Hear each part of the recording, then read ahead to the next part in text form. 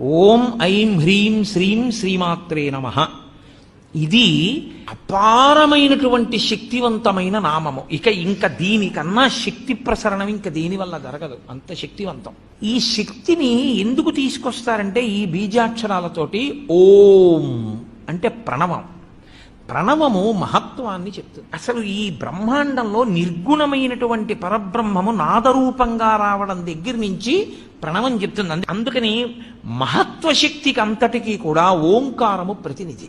అలాగే ఐం ఇది కవిత్వ శక్తికి ప్రతినిధి. అలాగే పటుత్వం కలగాలి అంటే హ్రీం. అలాగే సంపదలన్నీ కలగాలి అంటే మనం చెప్పేటటువంటిది శ్రీం. ఇవి నాలుగు చెప్పి ఇవి ఎవరి వల్ల వస్తాయి? ఇవన్నీ కదలికలకి సంబంధించిన విషయాలు. ఇవన్నీ ఆదిశక్తి వలన వస్తాయి. అందుకని ఆ పరదేవతని పిలిచేటప్పుడు ఓం ఐం హ్రీం శ్రీం శ్రీమాత్రే నమః. Download ShareChat.